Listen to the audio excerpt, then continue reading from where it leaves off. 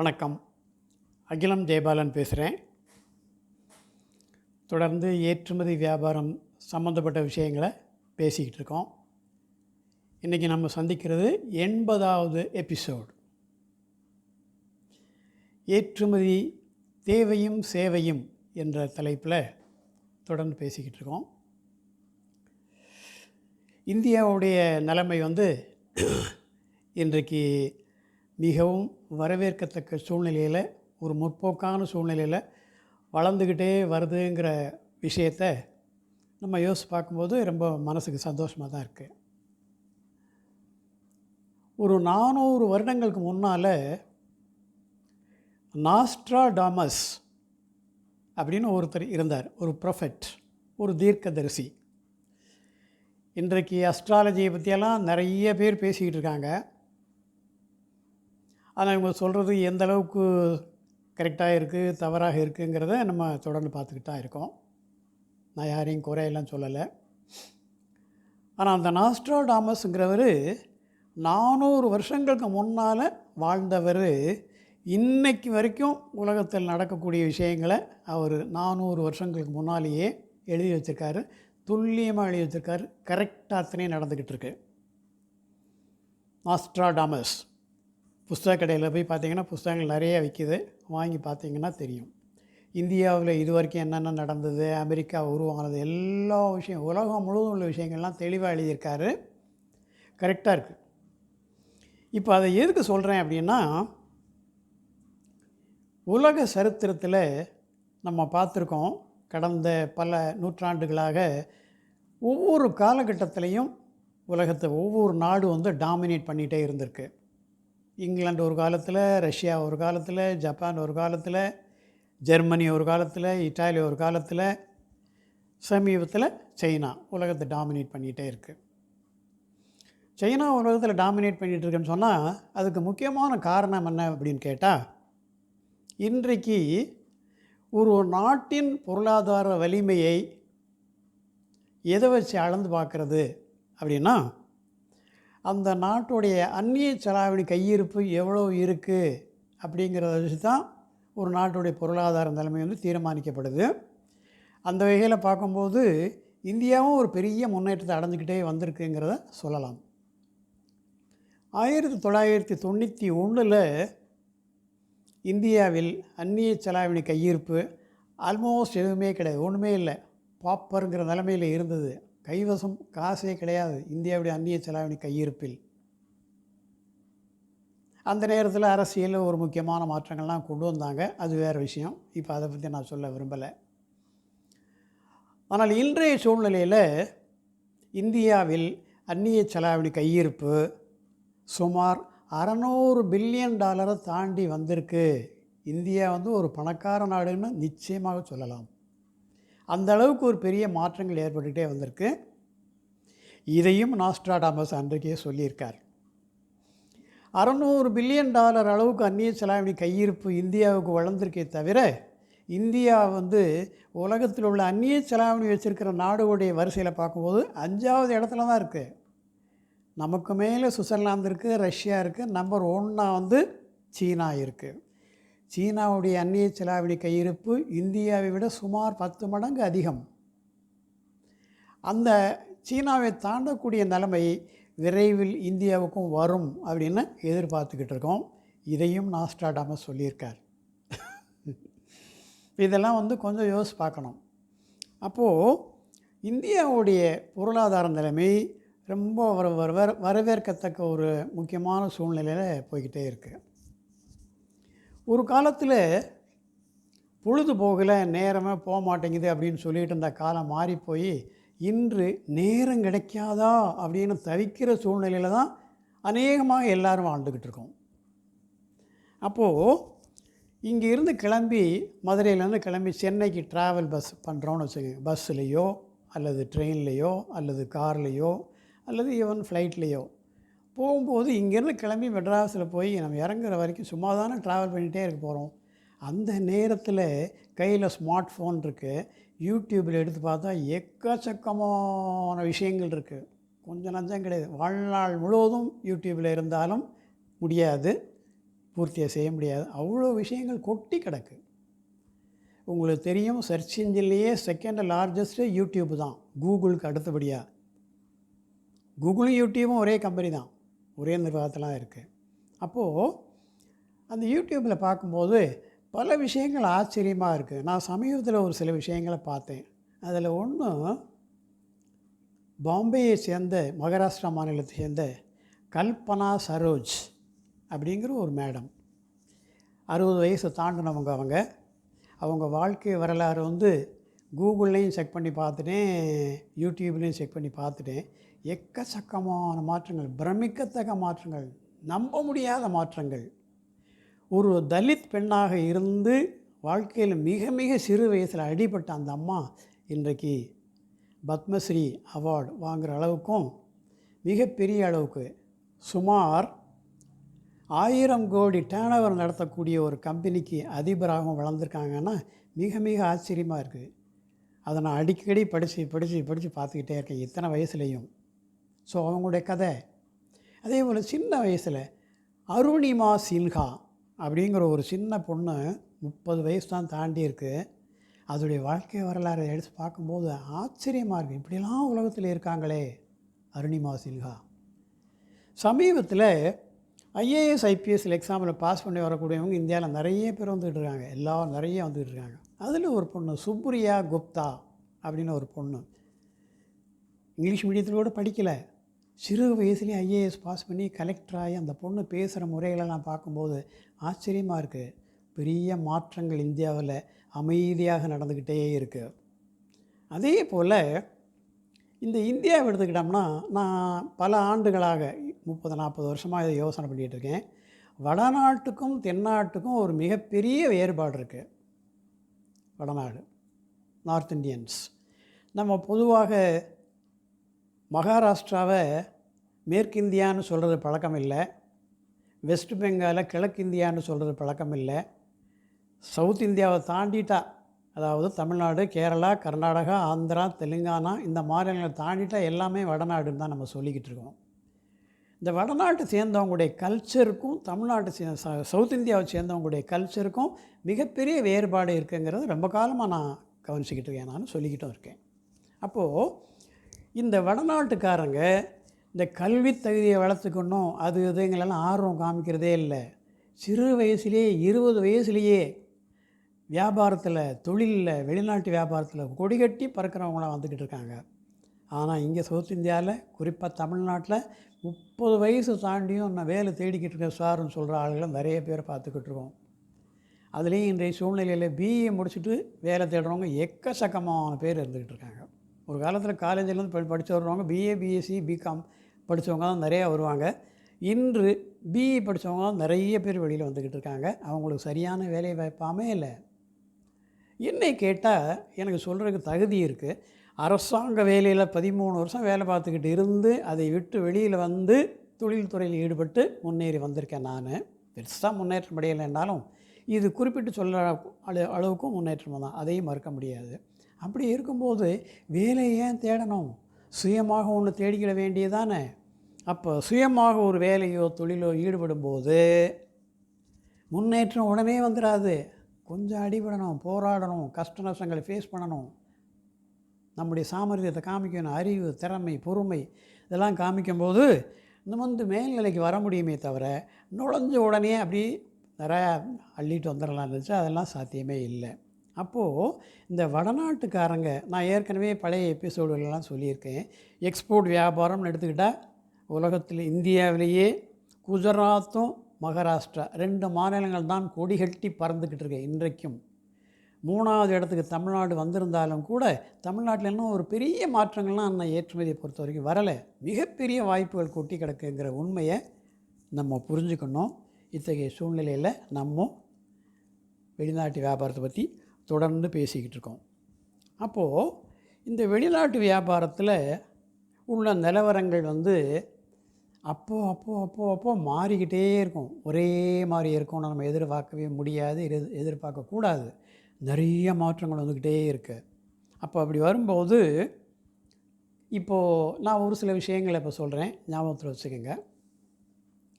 Federation of Indian export organisations, FIEO அப்படின்னு ஒரு நிறுவனம் இந்தியாவில் டெல்லியில் தலைமையகமாகவும், சதர்ன் ரீஜன் தென் மாநிலங்களுக்கு சென்னையில் ரீஜனல் ஆஃபீஸும் இருக்குது, மவுண்ட் ரோடில் ஸ்பென்சர் பிளாசாவில். FIEO இந்தியாவில் உள்ள 37 எக்ஸ்போர்ட் ப்ரமோஷன் கவுன்சிலில் அதுவும் ஒரு எக்ஸ்போர்ட் ப்ரமோஷன் கவுன்சில். இன்னும் சொல்ல போகிறதா அது ஒரு தலைமையிடம் மாதிரி வச்சுருக்காங்க அப்படின்னு சொல்லியிருக்கேன்.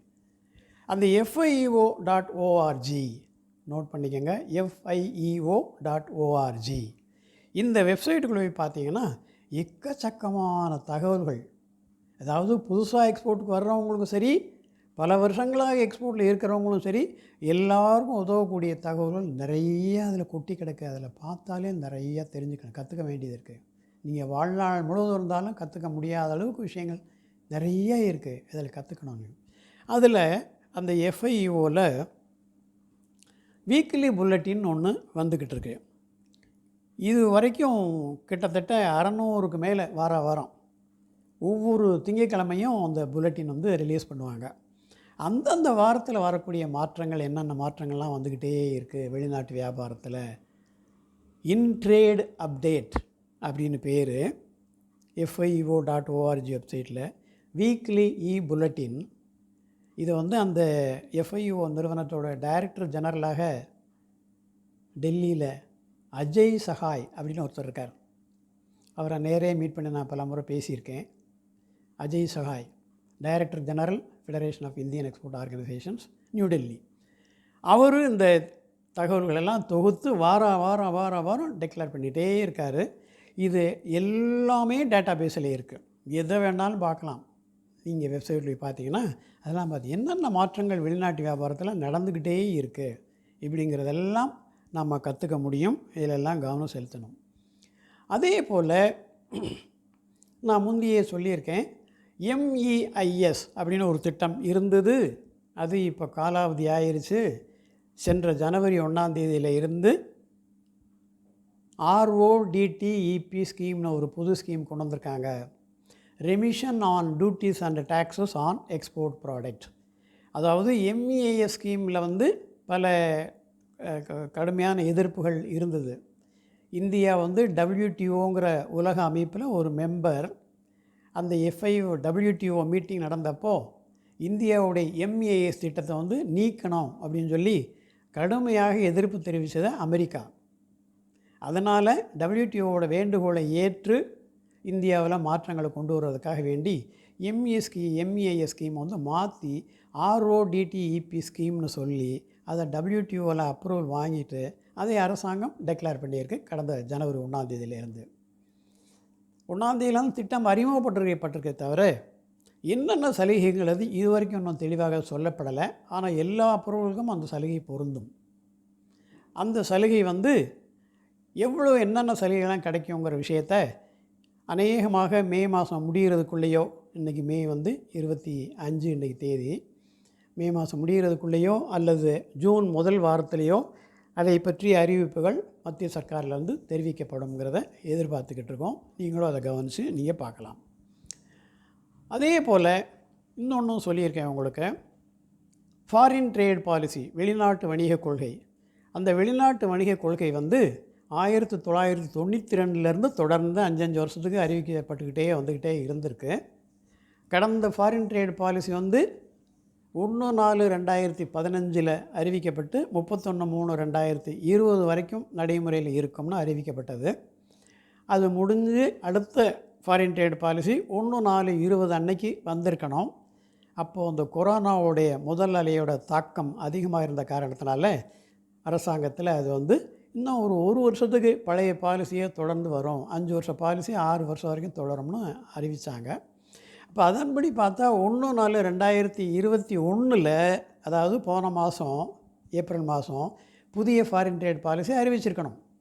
மறுபடியும் என்ன பண்ணாங்க, இந்த கொரோனாவோட 2வது அலை தாக்குதல் அதிகமாக இருக்கறனால இன்னும் ஒரு 6 மாதத்துக்கு தள்ளி வச்சு இன்னும் 6 மாதத்துக்கு 1/10/2021 அடுத்த ஃபாரின் ட்ரேட் பாலிசி அறிவிக்கப்படும் அப்படின்னு அவங்க சொல்லியிருக்காங்க கவர்மெண்ட்டில். ஆனால் கொரோனா இப்போ இருக்கிற சூழ்நிலையில் அந்த 1/10லையும் புதிய ஃபாரின் ட்ரேட் பாலிசி அறிவிக்கப்படுமா இல்லையாங்கிறது கொஞ்சம் யோசிக்க வேண்டிய விஷயமாக தான் இருக்குது. யோசித்து பார்க்கலாம். பட் அந்த ஃபாரின் ட்ரேட் பாலிசி அறிவிக்க போகிற சூழ்நிலையில் commerce minister honourable Piyush Goyal அவர்கள் ஏற்கனவே சொல்லியிருக்காரு, இப்போ நம்ம அறிவிக்க போகிற இந்த ஃபாரின் ட்ரேட் பாலிசி நடைமுறைக்கு வந்தால் உலகத்திலேயே இந்தியா எக்ஸ்போர்ட் பண்ணக்கூடிய நாடுகள் முதல் நாடாக வருவதற்காக வாய்ப்புகள் கண்டிப்பாக உண்டு அப்படின்னு சொல்லியிருக்காரு. அதை நம்ம ஆப்டிமிஸ்டிக்காக தான் எடுத்துக்கணும், நெகட்டிவாலாம் திங்க் பண்ணக்கூடாது. ஆப்டிமிஸ்டிக்காக எடுத்துக்குவோம், கான்ஃபிடெண்ட்டாக இருப்போம், பல மாற்றங்கள் ஏற்படும். அதனால் ஒவ்வொரு காலகட்டத்திலையும் ஒவ்வொரு நாடு டாமினேட் பண்ணிகிட்ருக்கப்போ இந்தியாவும் அதுபோல் ஒரு டாமினேஷன் பண்ணக்கூடிய ஒரு சூழ்நிலை உருவாகி வந்துக்கிட்டே இருக்குங்கிற உண்மையவும் நாம் இப்போ தெளிவாக தெரிஞ்சுக்கணும். தென் அடுத்ததாக இந்தியாவில் பலவிதமான மாற்றங்களை நம்ம எதிர்பார்த்துக்கிட்டே இருக்கோம் அப்படின்னு சொன்னேன். இப்போது பொதுவாகவே நான் அந்த எக்ஸ்போர்ட் சம்மந்தப்பட்ட ட்ரைனிங் கண்டக்ட் பண்ணிகிட்ருக்கனால நான் கடந்த காலங்களில் பார்த்துருக்கேன், ஏற்றுமதி வியாபாரத்தில் ஈடுபடணும் அப்படிங்கிற ஆர்வமும் நம்பிக்கையும் எண்ணமும் தமிழ்நாட்டில் ரொம்ப வேகமாக பரவிக்கிட்டே வருதுங்கிறது பார்க்குறது கொஞ்சம் சந்தோஷமாக தான் இருக்குது, மகிழ்ச்சியாக தான் இருக்குது. ஆனால் உண்மையில் இந்தியாவுக்கு எக்ஸ்போர்ட்டுகள் எக்கச்சக்கமாக வேணுங்கிற உண்மையை நான் திருப்பி சொல்லிக்கிட்டே இருக்கேன். நான் இங்கே இருக்கிற எக்ஸ்போர்ட்டர்கள்லாம் ஒன்றுமே கிடையாது. நான் அடிக்கடி சொல்கிறது உண்டு, எத்தனை எக்ஸ்போர்ட்டரை நீங்கள் பார்த்துருக்கீங்க, எத்தனை டீ கடையை பார்த்துருக்கீங்கன்னா 100 டீ கடையை பார்த்துருப்பீங்க, 200 டீ கடையை பார்த்துருப்பீங்க, ஜோடி கடை மளிகை கடை எல்லாம். எக்ஸ்போர்ட்டில் எத்தனை பேர் பார்த்துருப்பீங்க? பார்த்துருக்கவே முடியாது. ஏன்னா ரொம்ப ரேர். உலகத்தில் உள்ள சின்ன நாடுகள்லாம் பெரிய அளவில் எக்ஸ்போர்ட்டில் டாமினேட் பண்ணிகிட்டு இருக்குன்னு சொன்னால் அதுக்கு முக்கியமான காரணம் அங்கே எக்ஸ்போர்ட்டுகள் எண்ணிக்கை அதிகம். எக்ஸ்போர்ட் அதிகமாகணும்னா இருக்கிறவங்க எவ்வளோ தான் செய்ய முடியும், அதுக்கு ஒரு லிமிட்டேஷன் இருக்கு இல்லையா? புது ஆளுகள்லாம் வந்துக்கிட்டே இருந்தால்தான் இந்த துறையில் ஈடுபட்டு சாதிக்க முடியும். அதுக்கு தேவையான வாய்ப்புகள் நிறைய இருக்குது. என்னையை பொறுத்த வரைக்கும் எங்கள் ட்ரைனிங் வர்றவங்களுக்கும் சரி, என்கிட்ட யோசனை கேட்குறவங்களுக்கும் சரி, தொடர்ந்து பல ஆண்டுகளாக நான் சொல்லிக்கிட்டே இருக்கேன், இந்தியாவில் ஏற்றுமதியில் ஈடுபடுறதுக்கு முதல்ல விவசாய பொருள்களுக்கு தான் மிகப்பெரிய வாய்ப்புகள் இருக்குது. அதில் எந்த சந்தேகமும் இல்லை. விவசாய பொருள்களுக்கு அது உலகம் இருக்கிற வரைக்கும் அதில் எந்த மாற்றங்களும் வரப்போகிறதே இல்லை. அதனால் விவசாய பொருள்களில் எந்தெந்த பொருள்களுக்கு மிக அதிகமான வாய்ப்பு இருக்குது, எந்த ஏரியாவில் நம்ம இருக்கோம், அந்த ஏரியாவில் அதுக்கு ரொம்ப இதில் நல்ல வாய்ப்பு இருக்குது, அதிலேயே மதிப்பு கூட்டப்பட்ட விவசாய பொருளாக இருந்தால் அது என்னென்ன செய்கிற வாய்ப்பு இருக்குது, இதெல்லாம் கொஞ்சம் ஸ்டடி பண்ணணும்.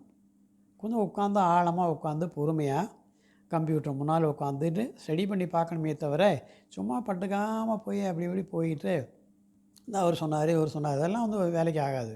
கொஞ்சம் கஷ்டப்படணும், ராத்திரி பகலாக கஷ்டப்படணும். கஷ்டப்பட்டால் பலவிதமான ஆச்சரியமான தகவல்கள் நமக்கே கிடைக்க ஆரம்பிக்கும். அதை வச்சு ஸ்டடி பண்ணி பார்க்கும்போது நிறைய விவரங்களை நீங்கள் தெரிஞ்சுக்க முடியும். ஸோ அதனால் வெளிநாட்டு வியாபாரத்தில் இறங்குறவங்களுக்கு இங்கே ஆரம்பத்தில் சில கஷ்ட நஷ்டங்களை சிரமங்களை ஃபேஸ் பண்ண வேண்டிய சூழ்நிலை இருந்தாலும் உங்களுடைய கல்வி தகுதியோ உங்கள் பொருளாதார தகுதியோ உங்கள் வயசு தகுதியோ இந்த மாதிரி எந்த விதமான தகுதிகளும் தேவையில்லை. இதையும் நான் ஆரம்பத்தில்னு சொல்லிக்கிட்டு இருக்கேன். முனைப்பு வேணும், சாதிக்கணுங்கிற வெறி உணர்வு, இந்த உலகத்தில் நம்ம யாருங்கிற நிரூபித்து காமிக்கணும் அப்படிங்கிற வேகம், 4 பேர் மாதிரி நம்மளும் நிமிர்ந்த நிலைமையில் வாழணும் அப்படிங்கிற எண்ணம் தான் தேவையான தகுதியை தவிர மற்ற தகுதிகள் எதுவுமே தேவையில்லைங்கிறது தொடர்ந்து நிரூபிச்சுக்கிட்டே தான் வரும்.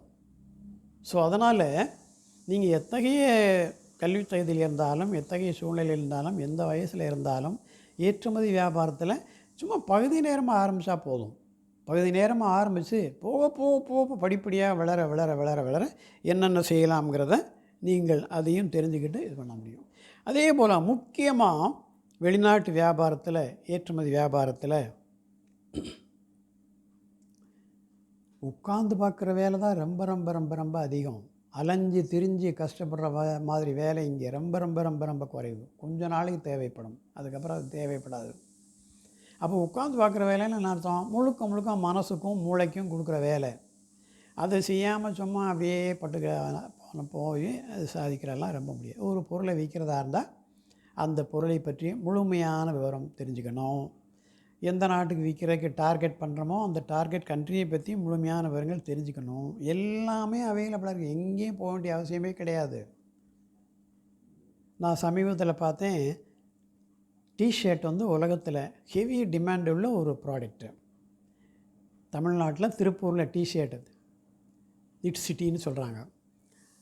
கோடிக்கணக்கான டிஷர்ட் உற்பத்தியாகி வெளிநாட்டுக்கு போய்கிட்டே இருக்குது. அந்த டிஷர்ட்டில் வந்து நான் போன எபிசோடில் கூட சொன்னேன், எங்கள் ட்ரைனிங் வந்து டிஷர்ட்டில் எக்ஸ்போர்ட் பண்ணுறவங்க நிறைய பேர் இருக்காங்க, ஆண்களும் இருக்காங்க பெண்களும் இருக்காங்கன்னு சொன்னேன். அப்போது அந்த டிஷர்ட்டுன்னு போனால் இது வரைக்கும் டிஷர்ட்டை வாங்கியிருப்போமே தவிர விற்றுருக்க மாட்டான். டிஷர்ட்டுன்னு உள்ளே போனால் எவ்வளோ விஷயங்கள் அங்கே புதஞ்சு கிடக்குங்கிறத நீங்கள் தெரிஞ்சுக்கணும். இப்போ ஒரு டிஷர்ட் அப்படின்னு போனால் அந்த டிஷர்ட்டில் நிறைய பிரிவுகள் இருக்குது. பேசிக் டிஷர்ட் இருக்குது, ரவுண்ட் நெக் டிஷர்ட் இருக்குது, காலர் டிஷர்ட் இருக்குது. யான் எடுத்துகிட்டால் எக்கச்சக்கமான நூல் வகைகள், யான், மெலாஞ்சி யான், அக்ரேலிக் யான், 30s கவுண்ட் யான், 40s கவுண்ட் யான், நிறைய பிரிவுகள் யான்லேயே. அந்த ஃபேப்ரிக் செய்கிறதில், துணி செய்கிறதுலையே 250 GSM ஃபேப்ரிக்கு, 300 GSM ஃபேப்ரிக்கு, கிராம் பெர் ஸ்கொயர் மீட்டர். ஒரு டிஷர்ட்டை பார்க்கும்போது அது எந்த ஜிஎஸ்எம்மில் செஞ்ச டிஷர்ட்டு, அதே மாதிரி அந்த நூலை துணி ஆக்குறதுக்கு எந்த மிஷினில் பண்ணாங்க. இந்தியன் மிஷின்ஸும் நிறையா இருக்குது, இம்போர்ட்டட் மிஷின்ஸும் நிறையா இருக்குது. வெறும் 10,000 ரூபாய்க்கு ஃபேப்ரிகேஷன் பண்ணக்கூடிய மிஷின் திருப்பூர்லேயே கிடைக்கிது. 1 கோடி ரூபாய்க்கு வெளிநாட்டிலேருந்து, குறிப்பாக ஜெர்மனியிலேருந்து இறக்குமதி செய்யப்பட்ட ஃபேப்ரிகேஷன் மிஷினும் இருக்குது. மேயர் அண்ட் சி அப்படின்னு ஒரு மிஷின் இருக்குது, பாயலாங் அப்படின்னு ஒரு மிஷின் இருக்குது, இயர் சைனான்னு ஒரு மிஷின், நிறைய இருக்குது, எக்கச்சக்கமாக இருக்குது. லக்ஷ்மி டெராட் அப்படின்னு ஒரு மிஷின் இருக்குது. அதில் செய்யக்கூடிய துணிகளுக்கு எக்ஸ்போர்ட்டும் நல்ல டிமாண்ட் இருக்கும்.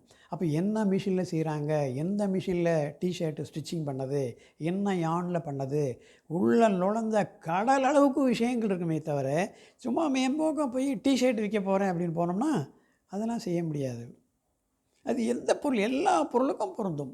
ஒரு பொருளுக்குன்னு இல்லை, எந்த பொருளும் எடுத்துக்கிட்டாலும் அது உள்ளே போனேன்னா 1008 விஷயங்கள் அங்கே புதஞ்சு கிடக்குமே தவிர அதெல்லாம் முறையாக கற்றுக்கிட்டு அது கொஞ்சம் கஷ்டப்பட்டு முனைஞ்சு தெரிஞ்சுக்கிட்டு விற்க முயற்சி பண்ணால் தான் விற்க முடியுமே தவிர ஈஸியாலாம் விற்க முடியாது. ஏன்னா உங்களுக்கு கஸ்டமராக வரப்போகிறவங்க உள்நாட்டு வியாபாரத்தில் மாதிரி விவரம் தெரியாதவங்க உங்கள்கிட்ட வாங்க போகிறதில்ல. உள்நாட்டு வியாபாரத்தில் கடை இருக்குது, ஒருத்தர் வாங்க போகிறோம், வாங்குறவங்களுக்கு பொருளை பற்றி எந்த விவரமும் தெரியாது, விற்கிறவங்களுக்கு தான் எல்லாமே தெரியும். ஆனால் எக்ஸ்போர்ட்டில் நம்ம போகும்போது நமக்கு எவ்வளோ தெரியுமோ அதை விட 1000 மடங்கு நம்மக்கிட்ட வாங்குறவருக்கு தெரியும். அதனால் விவரங்களை எதுவும் தெரியாமல் வியாபாரம் செஞ்சு ஜெயிக்கிறதுக்கு சாத்தியமே இல்லை. இதெல்லாம் புரிஞ்சுக்கணும். ஸோ தரோ ப்ராடக்ட் நாலேஜு, அதே போல் அந்த நாடு, அந்த நாட்டோட நிலவரம், அந்த கண்ட்ரி இன்ஃபர்மேஷன், அந்த ஒரு கண்ட்ரியை டார்கெட் பண்ணுறோன்னா இந்த பொருளை எக்ஸ்போர்ட் பண்ணணும், இந்த நாட்டுக்கு எக்ஸ்போர்ட் பண்ணணும், அந்த நாட்டில் இந்த பொருளுக்கு எந்த அளவுக்கு டிமாண்ட் இருக்குது, இந்த பொருளை எப்படி அவங்க விரும்புகிறாங்க, அவங்க எதிர்பார்க்குற குவாலிட்டி என்ன முறையில் பேக்கிங் பண்ணணும், இது மாதிரி நிறைய விஷயங்கள் இருக்குது. இதை முறையாக கற்றுக்கிட்டு செயல்பட்டால் ஏற்றுமதி வியாபாரத்தில் யாருமே குறுகிய காலத்தில் ஒரு 2, 3, 4, 5 வருஷத்தில் மிகப்பெரிய முன்னேற்றத்தை உறுதியாக அடைய முடியும் அப்படிங்கிற கருத்துக்கு எந்த மாற்று கருத்தும் இல்லை. அதனால் ஏற்றுமதி வியாபாரத்தில் உங்களுடைய தகுதி, படிப்பு, பின்னணி, வயசு, பொருளாதாரம் இதுக்கெல்லாம் அப்பாற்பட்டு ஒரு முனைப்போடு சாதிக்கணுங்கிற ஒரு வெறி உணர்வோடு ஈடுபட்டு யாருமே பெருசாக சாதிக்க முடியும். தொடர்ந்து அடுத்த எபிசோடில் வேறு விஷயங்களை பற்றி பேசுவோம். நன்றி, வணக்கம்.